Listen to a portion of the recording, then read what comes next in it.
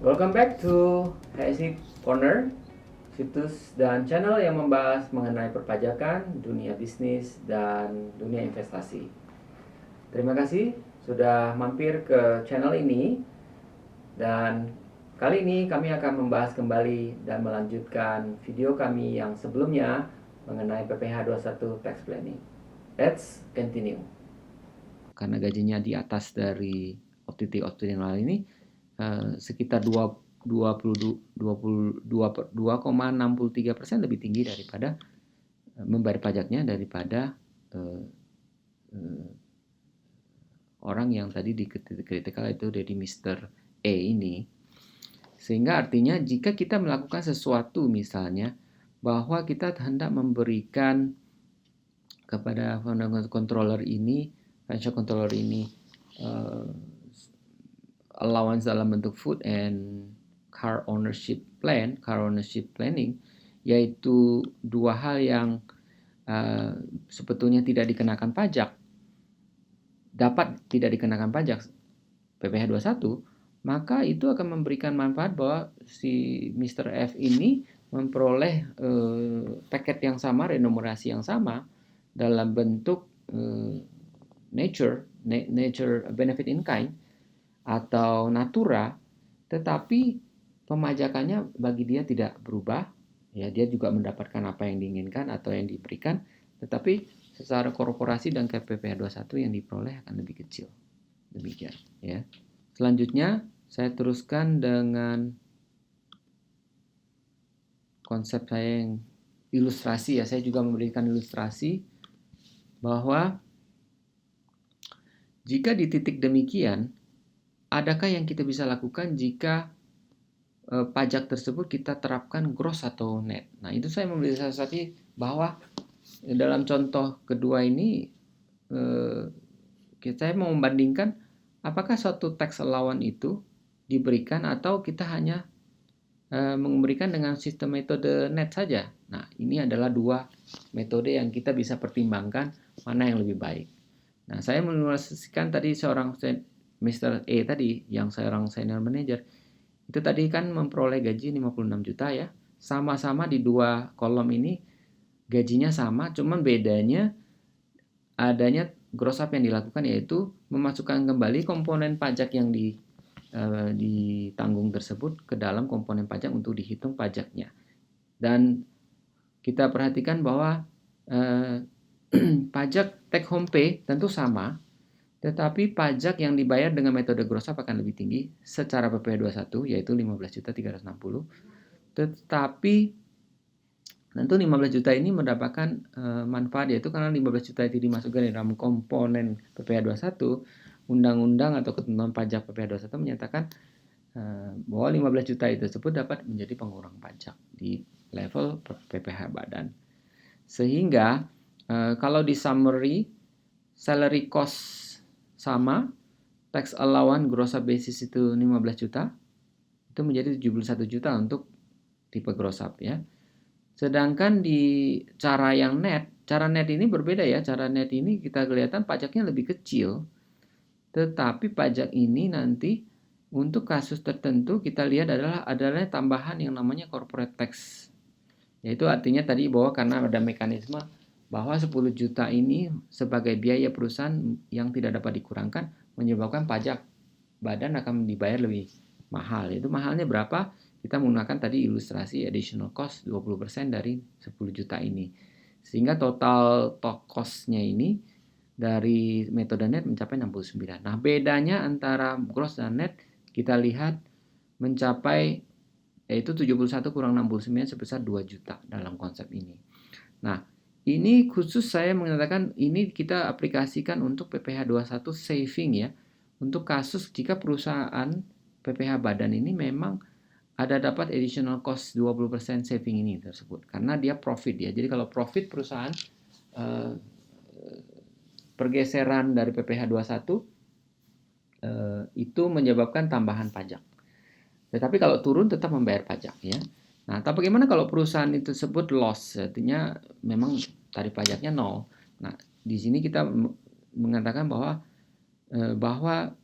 perusahaan yang loss ini justru mendapatkan tambahan pajak karena efek pajaknya additional cost 20% ini tidak ada. Sehingga selisih antara cara ini dan cara atas dan cara bawah ini tergantung situasi perusahaan sedang untung atau sedang rugi.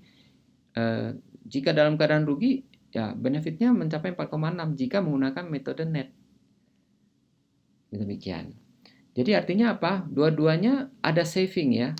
Artinya dengan metode net kita dapatkan kesimpulan dari ilustrasi ini sebetulnya dengan metode net ini terdapat penghematan pajak, yaitu dengan cara bahwa dengan menggunakan metode ini maka didapatkan tax saving, yaitu khusus untuk jika penghasilan seorang manajer itu di atas 56 juta. Nah, tadi kita lihat tentu contoh lagi, kalau ini berlaku untuk semua, tidak ya, ini hanya berlaku untuk orang yang gajinya di atas 56 juta. Tetapi kalau yang jumlahnya di bawah 56 juta, tax savingnya terbalik ya, kita menggunakan gross up. Nah, contoh 2 untuk menyatakan segregasi yang lebih besar, saya menggunakan ilustrasi tadi dengan Mr. G yang CEO itu, yang gajinya 300 juta. Dengan metode yang sama kita memperoleh penghematan yang lebih besar lagi. Nah, ini kenapa? Karena memang ya dengan efek yang lebih besar ini penghematan yang diperoleh jauh lebih terasa, gitu ya. Ini caranya sama. Nah, jadi gross atau net ya, bila perusahaan Anda bergerak di bidang PPh final, saya memberi catatan ya, bahwa ada beberapa perusahaan memang yang kita tahu di dalam sistem perpajakan Indonesia, jenis-jenis perusahaan yang bergerak di bidang pelayaran, penerbangan, penyewaan properti, yaitu perusahaan yang memiliki shopping mall atau gedung yang untuk disewakan atau apartemen untuk disewakan, pengembang dalam real estate, developer yang dikenakan pajak final atas penjualan sebesar 2,5%, perusahaan yang bergerak di bidang real estate, perusahaan yang bidang jasa konstruksi, perusahaan yang bidang holding company yang mendapatkan dividen sebagai sumber utama penghasilannya, ya, dan perusahaan investment company yaitu mendapatkan penghasilan dalam bentuk hasil investasi yang umumnya juga final, maka ada ketentuan pajak yang sedikit berbeda ya. Ketentuan pajak ini bahwa PPh 21 dari net gaji perusahaan yang bekerja di bidang dari jenis usahanya seperti di atas itu harus dikenakan pajak juga walaupun dikenakan net. Artinya tadi digunakan net itu PPh 21 dalam contoh yang tadi ya, saya kembali ke ini contohnya, misalnya seorang CEO dari perusahaan properti, maka PPh 21 sesuai dengan peraturan yang diterapkan itu tidak sebesar 53 juta misalnya menggunakan net, maka 50 net ini harus tetap dikenakan PPh 21. Artinya di ketentuan undang-undang menyatakan tetap harus menggunakan gross up. Ya. Jadi tentu negotiation salary akan mempengaruhi Anda jika Anda seorang HRD yang berasal dari perusahaan-perusahaan yang tadi disebutkan itu tidak ada pilihan seperti ini, jadi Anda tetap menggunakan net atau gross ya. Maksud saya dengan menggunakan gross up method. Demikian. Jadi pilihlah gaji eksekutif yang berbasis gross saja untuk jika Anda berasal dari perusahaan bergerak di bidang seperti yang saya sebutkan ini. Dan kemudian pilihan-pilihan lain yang bisa menentukan tax planning di PPh 21-nya adalah jika Anda memberikan additional benefit dalam bentuk apa kepada pegawai, nah itu pertimbangannya adalah kita memberikan dalam bentuk cash atau non-cash benefit. Nah, prinsip pembajakan dari cash benefit kita ketahui, prinsipnya adalah dikenakan PPh 21 taxable at PPh 21, kemudian deductible atas pengenaan cash benefit itu dapat dikurangkan dari PPh badan. Kemudian sebaliknya dengan prinsip pemajakan atas non cash benefit itu non taxable ya, non deductible. Artinya tidak dikenakan pajak di level si pegawai yang mendapatkan, tetapi di korporasi pemberian seperti itu biayanya tidak boleh menjadi pengurang bagi PPh badan. Demikian sehingga ada switching antara tax at the hand of employee, seperti saya sebutkan di awal, dengan kalau menjadi non-cash, tax at the hand of corporation. Maka jika Anda memberikan suatu fasilitas dalam bentuk misalnya perumahan yang dibayarkan, yang kontraknya dibayarkan dan dilangsungkan oleh perusahaan, maka PPh 21-nya tidak ada, tetapi PPh badannya timbul. Oke, kita lakukan mengenai tax planning PPh 21 di zaman era Undang-Undang Cipta Kerja, yaitu terdapat selisih pengenaan PPh 21 dan selisih dari karena turunnya PPh badan menjadi 20% sejak tahun 2022.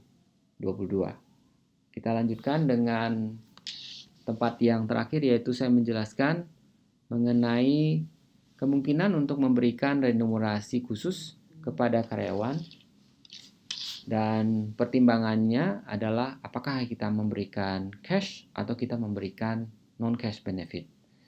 Artinya perusahaan mempunyai suatu budget, let's say kira-kira budget itu tambahan gaji untuk seluruh karyawan, misalnya tambahan gaji mereka masing-masing semua pukul rata 10%.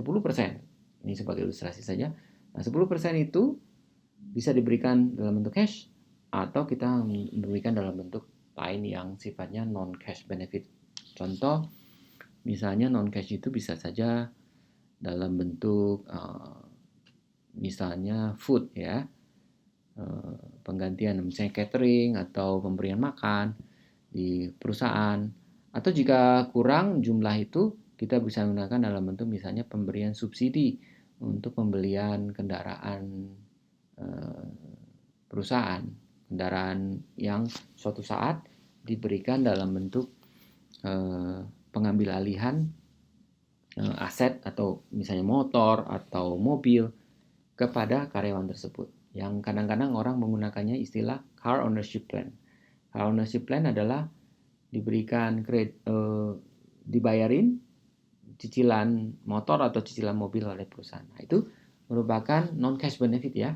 Terutama jika non-cash benefit itu adalah pertama dibeli oleh perusahaan dulu, kemudian nanti setelah berapa tahun istilahnya boleh dibeli dengan harga murah sekali atau dengan cara diberikan begitu saja kepada karyawan. Nah, ini non-cash benefit. Bisa juga untuk kredit rumah dan sebagainya. Nah, antara dua itu mempunyai perlakuan pajak yang berbeda, ya. Kita memperhatikan mana yang lebih efektif untuk tujuan tax planning secara keseluruhan. Nah, prinsip pemajakan dari tax cash benefit ya adalah dikenakan pajak di tangan PPh 21, ya, di tangan karyawan, yaitu istilah yang saya gunakan dalam channel dalam episode sebelumnya, yaitu mengenakan tax at the hands of employee. Dan karena sudah dikenakan pajak, prinsip dari pemajakan PPh 21 itu adalah bagi perusahaan yang mengeluarkan biaya itu merupakan pengurang pajak bagi perusahaan, yaitu pengurang pajak bagi korporasi. Ya, tentunya yang sudah jelas adalah ya apapun lah dalam bentuk insentif, bonus, gaji, tunjangan tunai lainnya, apapun namanya, ya. Dan sebaliknya prinsip dari pemajakan non-cash benefit itu tidak dikenakan pajak PPh 21, non-taxable at the hands of employee, tetapi non-deductible juga. Nah, karena non-deductible efeknya adalah menjadi tax at the hands of employer, yaitu nantinya bergerak membuat PPh badan menjadi lebih tinggi. Ya. Nah, fasilitas-fasilitas seperti itu diberikan, dan karena efek pajaknya berbeda, kita akan mencermati bagaimana apakah lebih baik cash atau non-cash. Dan di dalam presentasi ini saya memperhatikan bahwa kita mengingat bahwa PPh 21 tarifnya berbeda. Tentu PPh 2 badan, PPh badan juga tarifnya berbeda. Dan situasi itu berbeda-beda di setiap perusahaan. Ada perusahaan dan ada pegawai yang tarifnya memang sudah tinggi, ya, terutama tadi dalam ilustrasi ada yang sudah mencapai 30% untuk setiap tambahan penghasilan.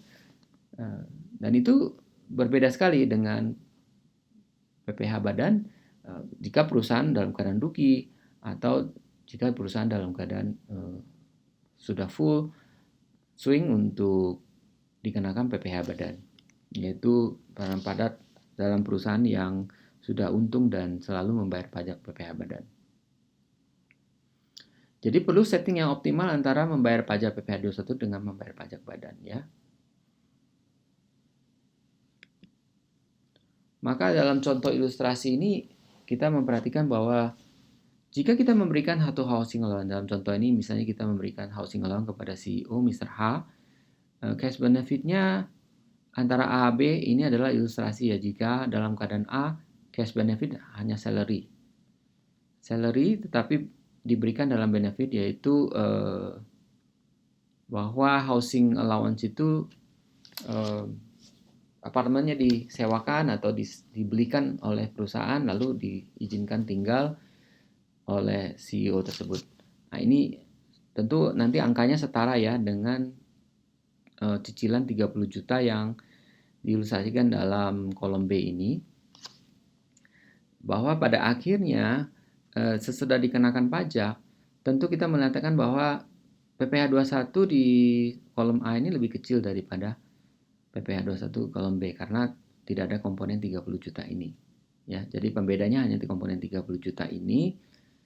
Nah, kita perhatikan bahwa di PPh 21 tentu lebih kecil di kolom A, yaitu tidak adanya penghasilan cash tersebut. Nah, namun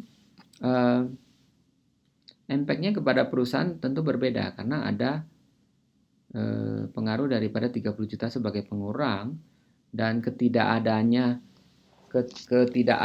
daripada 30 juta itu jika diberikan dalam bentuk natura di kolom A.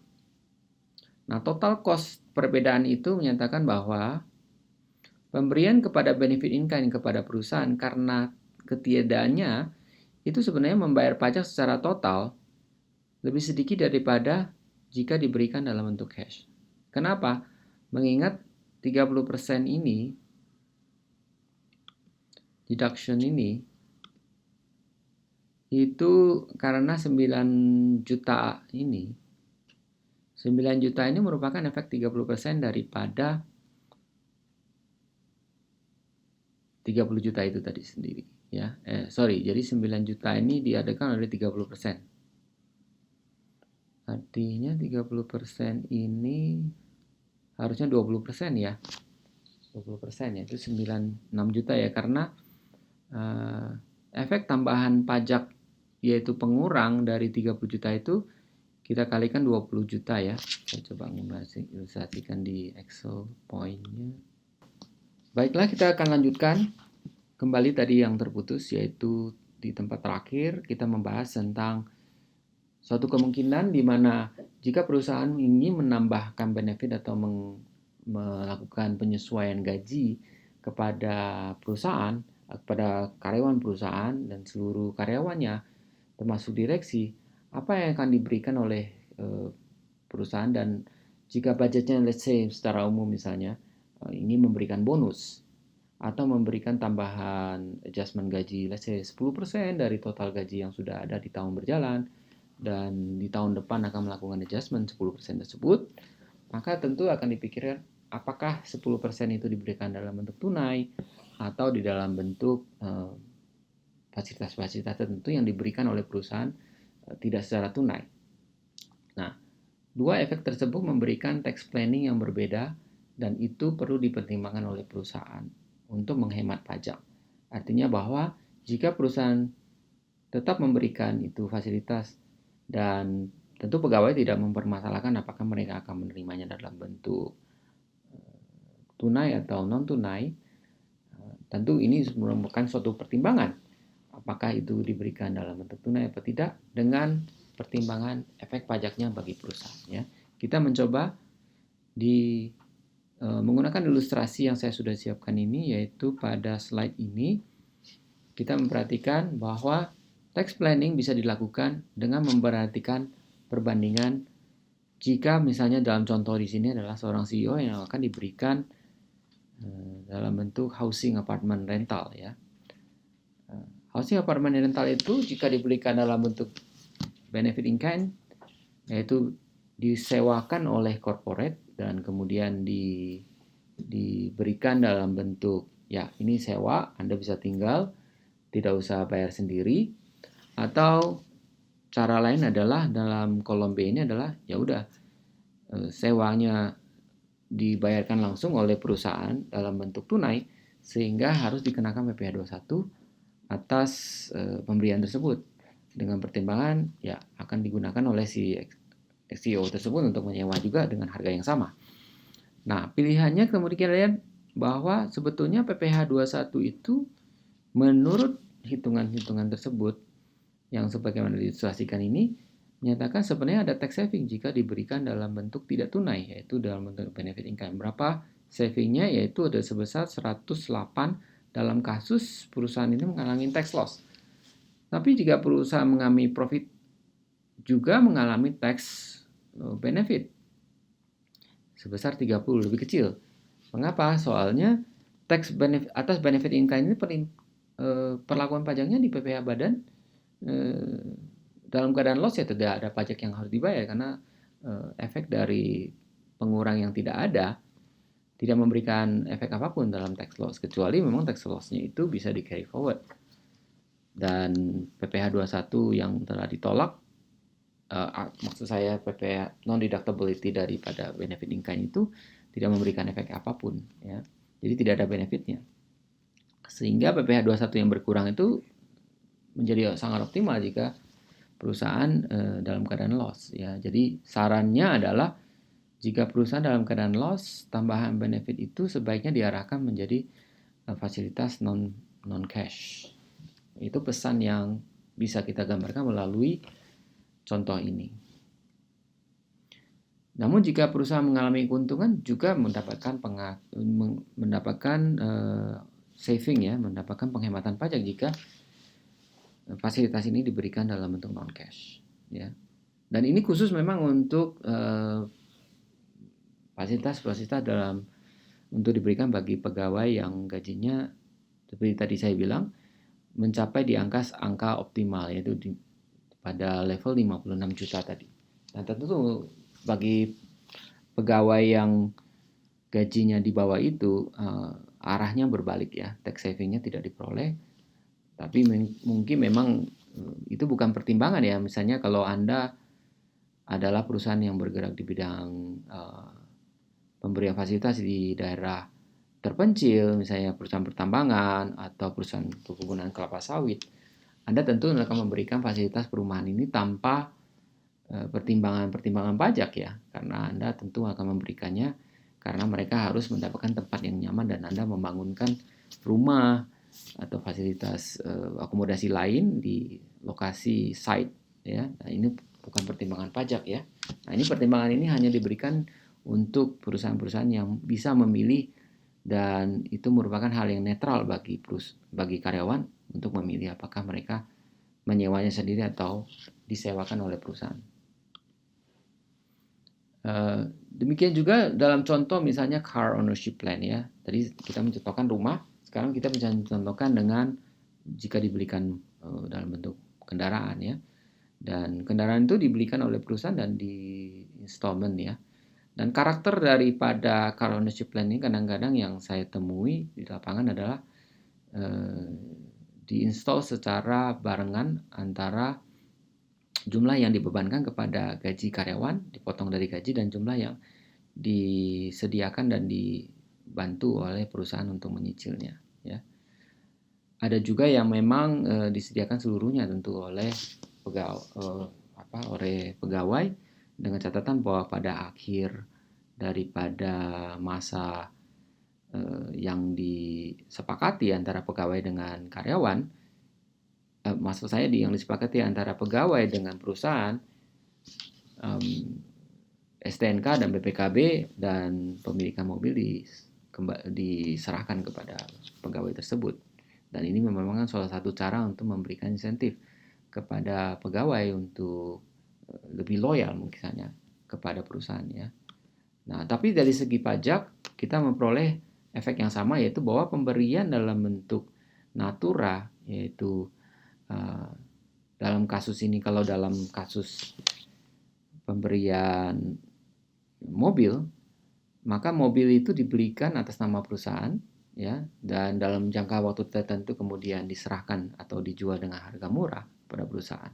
Nah, itu adalah struktur daripada benefit in kind ya, yaitu pemberian dalam bentuk natura yang tidak disediakan dalam bentuk cash. Ya, mengapa? Soalnya cicilan mobil yang dibayarkan untuk mobil tersebut langsung diberikan kepada leasing company atau perusahaan pembiayaan lainnya, sehingga tidak dinikmati langsung dalam bentuk cash oleh perusahaan dari pegawai tersebut. Demikian bahwa dalam kesimpulan ini kami mencoba mensummarikan bahwa dari penjelasan-penjelasan tersebut kita simpulkan, satu, bahwa metode PPh 21 gross up relatif menghemat pajak perusahaan yang memiliki tarif efektif PPh 21 di bawah 20%. Ya. Dengan gaji orang rata-rata 56.160.000 per bulan. Artinya itu tadi bahwa jika secara rata-rata perusahaan membayar gaji dengan tarif efektif di bawah 20%, maka metode gross up memang memberikan optimalisasi yang lebih baik. Sedangkan jika untuk tambahan remunerasi di atas dari 56.160.000 per orang per bulan tersebut akan diberikan, maka akan lebih menghemat jika pajak diberikan dalam bentuk nature or non-cash atau dengan metode net tadi ya, dan bukan dengan gross. Tetapi kita menyadari bahwa menggunakan dua metode untuk menghitung pajak memiliki kesulitan teknis tersendiri.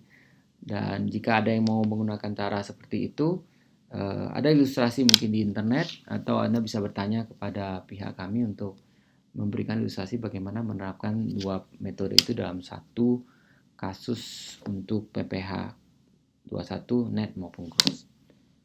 Nah, dalam ilustrasi ini tax planning juga memberikan posisi bahwa jika perusahaan dalam posisi rugi, maka perusahaan dapat menghemat pajak dengan cara mengganti metode dari PPh 21 dari gross ke net ya. Dan ini bahkan untuk perusahaan rugi yang mengalami kerugian, penghematan pajaknya lebih terasa. Dan kemudian bahwa pemberian remunerasi tambahan dari cash ke non-cash juga memberikan impact yang lebih optimal. Kemudian kesimpulan keempatnya adalah bahwa jika badan bergerak di bidang usaha yang membayar pajak final, maka pilihlah PPh 21 dengan gross. Karena dengan net atau dengan gross up, dengan net itu akan memberikan impact yang sama, karena Anda tetap harus mengenakan gross up juga.